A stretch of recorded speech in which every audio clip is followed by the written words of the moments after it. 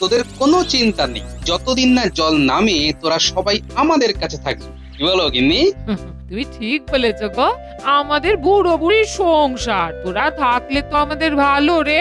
এই শোনো, তুমি এক কাজ করো, ওদের বাবা মাকেও এখানে থাকতে বলো। হ্যাঁ ঠিক আছে, তুমি আগে এদের খাওয়ার ব্যবস্থা করো, এদের পেট ভরে খাওয়াও। আচ্ছা তোরা কি রে, হ্যাঁ বানের জলে ঠায় বসে আছিস, একবার এই দাদুর কথা তোদের মনে পড়লো না? ঠিক বলেছ, আমাকে তো দিদা ডাকিস, কত বায়না করিস, আর যখন সত্যিকারের প্রয়োজন তখন খবর দিই না। ও তোদের বাবা মা ভেবেছে দাদুর ছোট ঘর, দাদু দিদার কষ্ট হবে। ওরে সব সময় মনে রাখবি, যদি হই সুজন, তেঁতুল পাতায় নজন। আমাদের আমাদের ভুল হয়ে গেছে দাদু। সত্যি গোপাল দাদু, আমাদের আমাদের বাবা মা তাই ভেবেছিল। আমরা বলেছিলাম চলো সবাই দাদু আর দিদার কাছে। আহা, কাঁদিস না তোরা, এই যে সত্যিটা বলে দিলি, ব্যাস সব মিটে গেল। হ্যাঁ গিনি তুমি এদের ভালো করে খেতে দাও, আমি একবার রাজসভাতে যাই, গিয়ে সব কথা বলি। তোরা লক্ষ্মী হয়ে থাকিস, আমি ফেরার পথে তোদের বাবা মায়ের সাথে দেখা করে আসবো, কেমন? পারলে ওদের নিয়ে এসো, বলবে আমি দেখেছি। আমাকে ওরা সবাই খুব মানি করে, ভয় করে, দেখবে ঠিক সুর করে চলে আসবে। হ্যাঁ আচ্ছা আচ্ছা, ওদের তোমার নাম করেই বলবো। আমি এখন আসি, হ্যাঁ?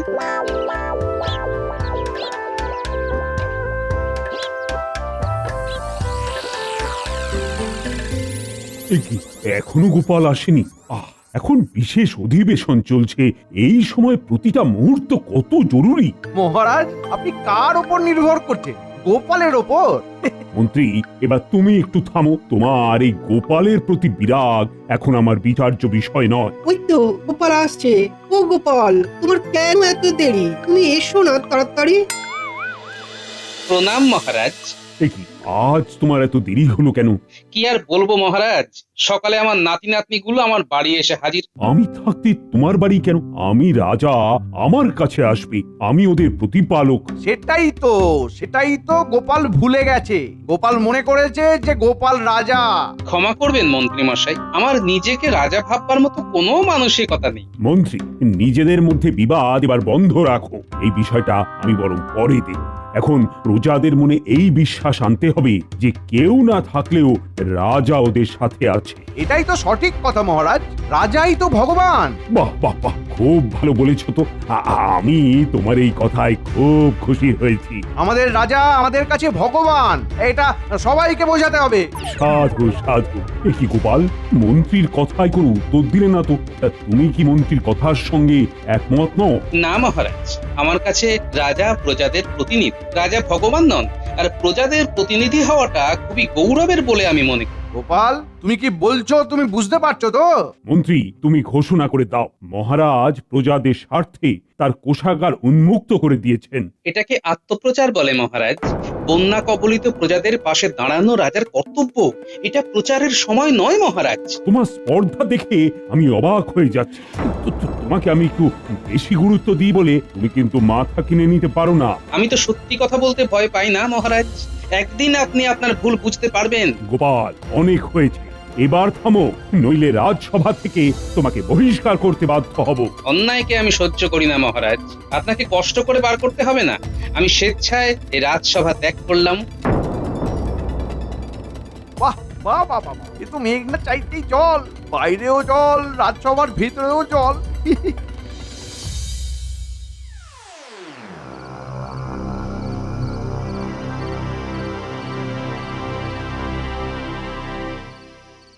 মহারাজ। কিছু বলবে রানী? হ্যাঁ মহারাজ, গোপাল আপনার রাজসভা থেকে চলে গেছে।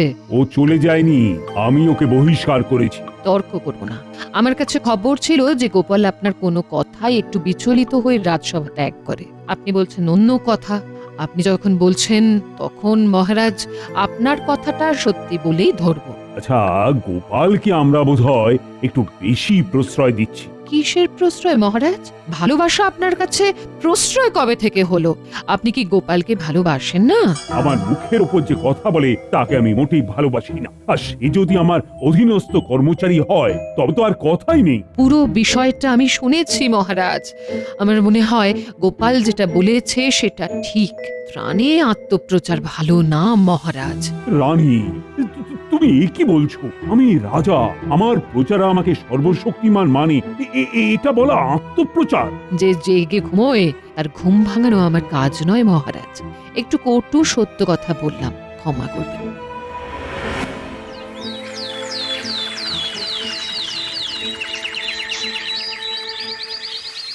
কি গো, নাতি নাতনিরা সবাই ঘুমোচ্ছে নাকি?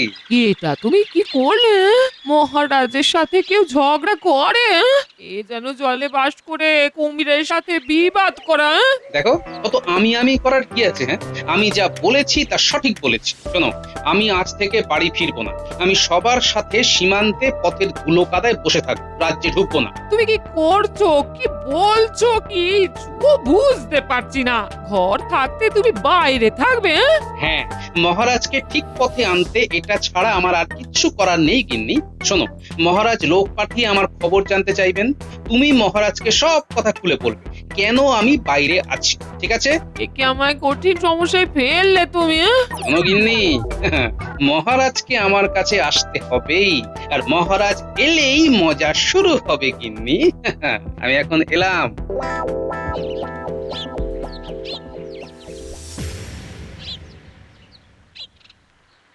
রাজ্যের কোনায় কোনায় আপনার কথা পৌঁছে গেছে মহারাজ। আচ্ছা, আমার কি ভাবনাতে কোনো ভুল ছিল? ছোট মুখে বড় কথা মহারাজ। হ্যাঁ, আপনার ভাবনাতে ভুল ছিল। আপনি সর্বশক্তিমান হতে চেয়েছিলেন, কিন্তু সর্বশক্তিমান আপনি নন। কি সব বলছো বিজ্ঞানী? তোমারও কি গোপালের মতো মাথা খারাপ হয়ে গেল? এই জন্যই বলি, বেশি পড়াশুনো করো না। চুলদারির সাথে সাথে বুদ্ধিটাও তাড়াতাড়ি পেকে যায়। বেশি পাকলে আবার পচন ধরে। আমি একদম সুস্থ ও স্বাভাবিক। আপনাকে এত বাড়তি কথা বলতে কে বলেছে? আপনি H2O খেয়ে চুপ করুন। এ কি বিজ্ঞানী, আমার সাংকেতিক ভাষায় গালমন্দ করলে? না, আমি বৈজ্ঞানিক ভাষায় বললাম একটু জল পান করুন। আচ্ছা বিজ্ঞানী, এই সময় আমার কি করা উচিত? মহারাজ মহারাজ, এরা সবাই আপনাকে ভুল বোঝাচ্ছে। আপনি আপনার জায়গায় ঠিক আছেন। আমি মন্ত্রী মশাইয়ের সাথে একমত। আমি কিন্তু বিজ্ঞানীর সঙ্গে একমত। বিজ্ঞানী ঠিক বলেছে মহারাজ, আপনার দানে কোথাও একটা দর্প ও অহংকার প্রকাশ পাচ্ছে। সেটা ঠিক নয় মহারাজ। পণ্ডিত, মহারাজের দর্প থাকবে না তো কি তোমার দর্প থাকবে? আমার ঘরের ছাদটা ভাঙা, বাইরে টাপুর টুপুর বৃষ্টি পড়লে ঘরের কাপড় চোপড় ভিজে যায়, আমার আবার দর্প। তবে একটা কথা, গোপাল যে কথাগুলো বলছে সেগুলো ঠিক। মহারাজ, আমরা কেউই আপনার খারাপ চাই না। একবার একান্তে একটু ভাববেন। মনে হচ্ছে আমার ভুল, কিন্তু আমি তো রাজা, আমার তো একটা অভিমান আছে। মহারাজ, একটা কথা ভাবুন তো দেখি। আজ আপনার সম্পদ প্রজাদের রক্ষা করেছে, এটা তো সত্যি কথা। আপনি কিচ্ছু চিন্তা করবেন না। চিন্তা করার আছে অনেক কিছু মন্ত্রী। প্রহরী, তুমি রাজসভা শেষ হলেই গোপালের বাড়ি যাবে। গোপাল কি করছে, গোপালের সব খবর আমার চাই। না, তুমি এখন যাও দেখি। কিন্তু আমি যে একটা ভয়ঙ্কর টানাপোড়েনের মধ্যে পড়ে গেলাম। মহারাজের এই গোপাল প্রীতি আর গেল না। মহারাজের এত দুর্বল হলে চলে? মহারাজের মন হলো বিড়ালের আড়াই পার মতন। যতই তাড়িয়ে দাও, আড়াই পা করে করে পায়ের সামনে ঠিক চলে আসবে। ধুর।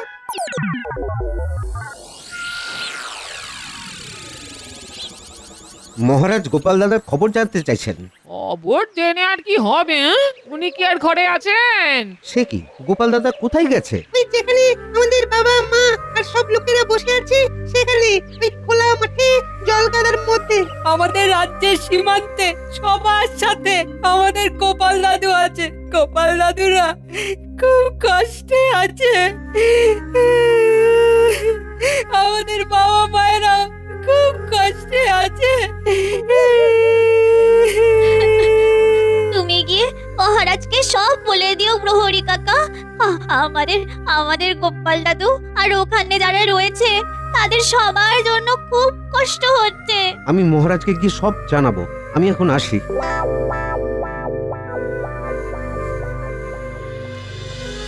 গোপাল দাদা, তুমি আমাদের সাথে এইভাবে কষ্ট করছো কেন? তোমার তো বয়স হয়েছে। বয়সের কথা একদম বলবি না। আচ্ছা তোরা কি চাস? হ্যাঁ, আমি বুড়ো হয়ে মরে যাই? এমা, এমন কথা কখন বললাম? মরবে তোমার শত্রু, তুমি আমাদের সাথে সব সময় এইভাবেই থাকবে। তবে বয়সের কথা একদম বলবি না। ওরে, আমি এখানে আছি একজনকে সিধে রাস্তায় আনবো বলে। খুব অহংকার, সব সময় আমি আমি আমি সাহায্য করব, গৃহহীনদের আমি গৃহ দেব। মহারাজের এই আমি আমি ভাবটা আমাকে খুব আঘাত করেছে। আমাদের এই ভাগ্য গোপাল দাদা। আচ্ছা আচ্ছা গোপাল দাদা, তোমার কি মনে হয় মহারাজ ঠিক পথে ফিরে আসবেন? অত সহজ নয় এই বিষয়টা। মহারাজের অহংকার মহারাজকে ফিরতে দেবে না। তার উপর আমাদের এই ষড়যন্ত্রী মন্ত্রী মশাই আছেন না। তবে তুমি কি করে আশা করছো যে মহারাজ সিধে হবেন? এক গোপালে যদি না হয়, ওদিকে রানীমা আছেন। আজ না হয় কাল মহারাজ সিধে হতে বাধ্য।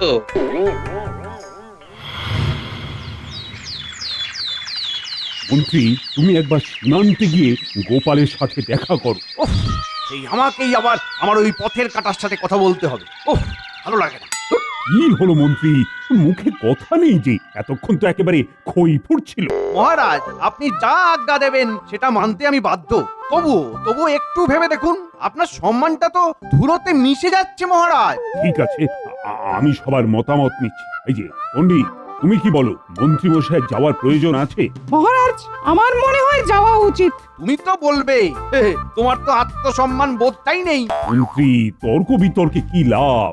আমি তো সবারই মতামত নেব। নাও এবার বলো তো সভাকবি। কি আর বলি মহারাজ, সত্যি বলি, ছাড়ির লাজ যাওয়া উচিত বলেই মনে হয়। এতে আমাদের হবে জয়। এরা হলো সব সানাইয়ের সভাকবি, পণ্ডিত, বিজ্ঞানী। উফ, বাহ, কবে যে এই জঞ্জালগুলো সরবে।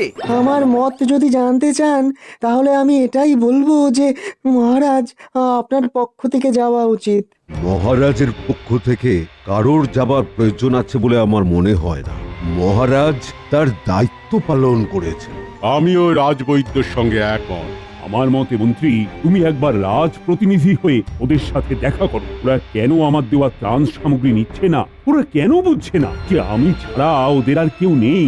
না না না, এটা কিন্তু আমাকে জানতেই হবে। মন্ত্রী, তুমি আজকে ওখানে যাবে, দেখবে আমি ছাড়া ওরা বেঁচে আছে কি করে। অগত্যা গোপাল, তোমাদের কাছে মহারাজ আমাকে পাঠালেন। আমি বুঝতে পারছি না কিছুতেই যে মহারাজের সাহায্য ছাড়া তোমাদের কিভাবে চলছে। যে খায় চিনি তারে যোগায় চিন্তামণি। মহারাজের এই আমি আমি ভাবটা নিয়েই তো যত জ্বালা। মহারাজের আমি আমি ভাব, এই আমি মহারাজ করবেন না তো কে করবে? তুমি গোপাল, তুমি করবে? আমার তো কিছু বলার নেই মন্ত্রী মশাই। আমরা তো আপনাকে চাইনি, আমরা মহারাজকে চেয়েছি। আমি মহারাজের তরফ থেকেই তো এসেছি। আমরা তো মধ্যবর্তী কাউকে চাইছি না, আমরা সরাসরি মহারাজের সাথে কথা বলতে চাইছি। আমরা সবাই আমাদের এই দুর্দশাতে লড়াই করে বেঁচে আছি, আমরা কারো দয়াতে বেঁচে নেই। এটাই মহারাজকে আমরা বলতে চেয়েছি। আপনি কি এই কথাই বলবেন? গোপাল একটা কথাই বলেছে, লড়াই করে বাঁচতে হয়। ঠিক আছে, আমি এই কথাই মহারাজকে গিয়ে বলবো।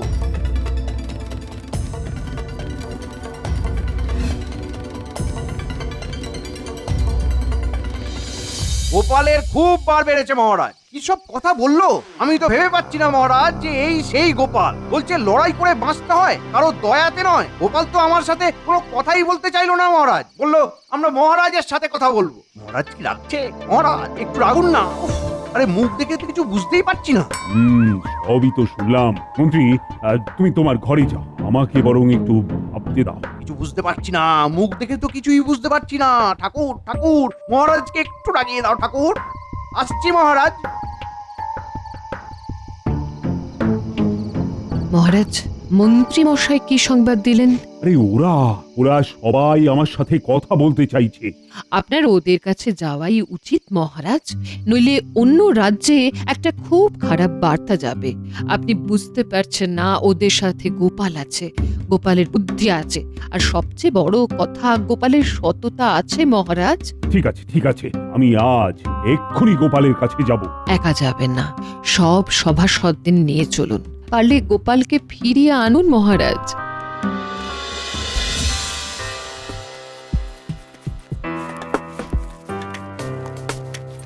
গোপাল দাদা, তুমি কি বিশ্বাস করো রাজামশাই আসবেন? আসবেন? কি করে এত নিশ্চিন্ত হচ্ছ গোপাল দাদা? তোমরা বুঝতে পারছো না, আমি তোমাদের সাথে আছি, রাজসভা থেকে চলে এসেছি। এতে করে বাইরের রাজ্যে একটা বাজে ভাবমূর্তি যাচ্ছে। ওই তো মহারাজ আসছেন। প্রণাম মহারাজ। আমার আশ্রয়ে চলো গোপাল। যেতে পারি মহারাজ, কিন্তু আমার 4টি শর্ত আছে। শর্ত আমার কাছে? এখানে তো আপনি ছাড়া আর কেউ নেই মহারাজ। বেশ, বলো তোমার কি শর্ত। তবে খুব মন দিয়ে শুনুন মহারাজ। আমার প্রথম শর্ত, আমি আপনার আশ্রয়ে যাব, কিন্তু আপনি শুতে পারবেন না। আমি আপনার সামনে শোবার সময় শোবো, আর আপনি জেগে থাকবেন। মহারাজ, এ তো রীতিমতো অপমান। ছি গোপাল, ছি। মহারাজকে আর কত নিচে নামাবে? মহারাজ, মহারাজ আপনি একবার আদেশ দিন, আমি গোপালের কি অবস্থা করি সেটা দেখুন। তা তোমার দ্বিতীয় শর্ত শুনি। আমি আপনার আশ্রয়ে যাব, শরীরের নিয়ম অনুযায়ী আপনার খিদে পাবে, আমারও খিদে পাবে। আমার দ্বিতীয় শর্ত অনুযায়ী খিদে পেলেও আপনি কিচ্ছু খেতে পারবেন না, আপনার সামনে আমি খাবো। মানে তোমার খিদে পেলে তুমি খাবে, আর আমার খিদে পেলে আমি খেতে পারবো না? এটা কি ধরনের শর্ত? রাখা না রাখাটা আপনার হাতে মহারাজ। আপনি শর্ত শুনতে চেয়েছিলেন, তাই আমি আপনাকে শর্ত শুনিয়েছি। তার তৃতীয় শর্ত শুনতে কি আপনি আগ্রহী মহারাজ? গোপাল, তুমি একটি প্রতিভাবান। কিভাবে মহারাজকে যে তুমি উপযুক্ত জবাব দিচ্ছ। চালিয়ে যাও, চালিয়ে যাও, ভাঙো অহংকার মহারাজের। দুটো শর্ত যখন শুনেছি, তখন আর দুটো শুনতে কোনো আপত্তি নেই গোপাল। শুধু শুনে যাবেন? এ তো মনে হচ্ছে আপনি এক কানে শুনবেন আর এক কান দিয়ে বার করে দেবেন। আমি অহেতুক কথা বলতে অপারগ মহারাজ। আপনি একবার শুধু হুকুম দিন মহারাজ, তারপর দেখুন গোপাল কি অবস্থার আমি করি। ও ঠাকুর ঠাকুর করে লেগে যাক লড়াই। ও ঠাকুর, মুখ তুলে তাকাও, বাতাসা উৎসর্গ করব, নকুল দানা বিছিয়ে দেবো ঠাকুর। এবার তোমার তৃতীয় শর্ত বলো। তাহলে আমি কি বুঝবো আপনি আমার শর্তে রাজি? আমি রাজা হিসেবে তোমার কাছে আদেশ করছি, আমি তোমার তৃতীয় শর্ত শুনতে চাই, এবং তুমি তা বলতেও বাধ্য। না মহারাজ, আমি বলতে বাধ্য নই। আপনি জোর করে পাখিকে গান গাওয়াতে পারবেন? হাওয়ার দিক পরিবর্তন করতে জোর করে? তেমনি আমাকেও পারবেন না মহারাজ। যদি আমার শর্ত শুনতে চান, তবে আমাকে কথা দিতে হবে আমার শর্ত মানবেন। ঠাকুর কথা রাখবে মনে হচ্ছে, বাতাসা কিনতে হবে। শর্ত যদি না শুনি, তবে কি করে বুঝবো গোপাল? আমি আদেশ করছি না, শুনতে চাইছি। মহারাজ, আমার তৃতীয় শর্ত হলো আপনি কোনো দামি পোশাক পরতে পারবেন না, আপনি সাধারণ পোশাকে থাকবেন। আমি দামি পোশাক পরব। এই কি উল্টো পাল্টার কথা বলছো গোপাল? আচ্ছা, তুমি কি পাগল হয়ে গেলে? তুমি বুঝতে পারছো তুমি আমাকে কতখানি অপমান করছো? আমি একটা ইশারা করলেই সেনাপতি তোমাকে 2 টুকরো করে দেবে, সেটা তুমি জানো? গোপাল দাদা কি করছে?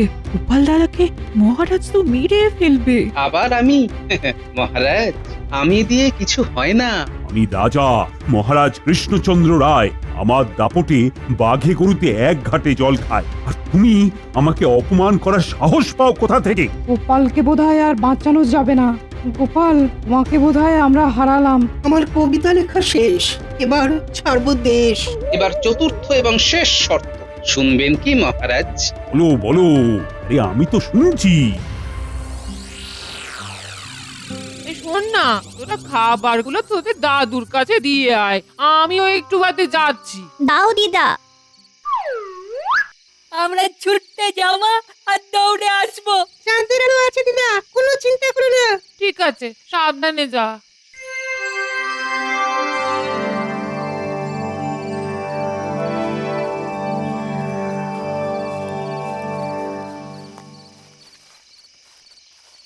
মহারাজ, আমার শেষ শর্ত হলো আমি যেখানে যেখানে যাব মহারাজ, আপনাকেও সেখানে সেখানে যেতে হবে। আমার সব শর্ত আপনার কাছে রাখলাম, এবার আপনি কি করবেন সেটা আপনার উপর ছাড়লাম। তুমি আমাকে অপমান করার সাহস পেলে কোথা থেকে? এগুলো তোমার শর্ত?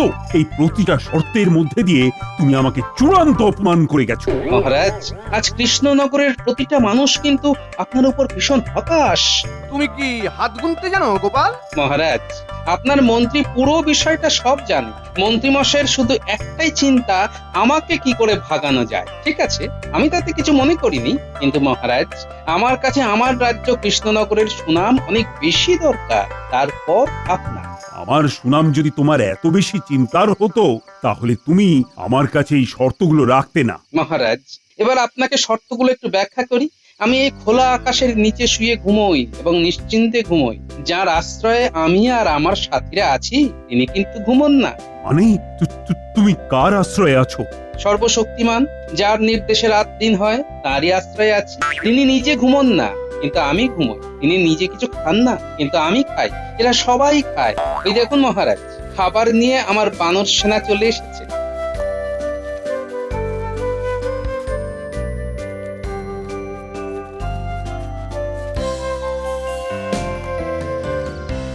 বাহ গোপাল, কি সুন্দর করে তুমি বুঝিয়ে দিলে। সেই সর্বশক্তিমান আমার সুখে দুঃখে সব সময় আমাকে আগলে রাখে, আমার সঙ্গে থাকে মহারাজ। আমি আমি আমি বুঝেছি গোপাল, বুঝেছি। মহারাজ, আমি যার আশ্রয়ে থাকি সেই সর্বশক্তিমান তার আশ্রয়ে আপনিও আছেন। যার আশ্রয়ে আপনি আছেন, নবাব বাহাদুর আছে, তার আশ্রয় ছেড়ে আমি আর কোথাও যাব না মহারাজ। সাধু সাধু গোপাল, ধন্য তোমার বুদ্ধি। লোকে তোমায় মূর্খ বলে, কিন্তু তোমার মতন জ্ঞান এখানে কারো নেই। তুমি অনেক বড়, আমি তোমাকে প্রণাম জানাচ্ছি। গোপাল, তুমি আমাকে ক্ষমা করো, আমি তোমাকে অনেক কটু কথা বলেছি। আমি আমি ভীষণ অনুতপ্ত গোপাল। ফিরে চলো আমার রাজ্যে, ফিরে চলো গোপাল। আবার আমার আমার বলে কিছু নেই মহারাজ, সবই তা। ভুল হয়ে গেছে, এই শেষবার, আর কখনো ভুল হবে না। আর তোমরা সবাই আমার সাথে এসো, আমরা একসাথে থাকবো সেই সর্বশক্তিমানের আশ্রয়ে। ধন্য তুমি, ধন্য গোপাল, তোমার হাতে ফিরলো কপাল।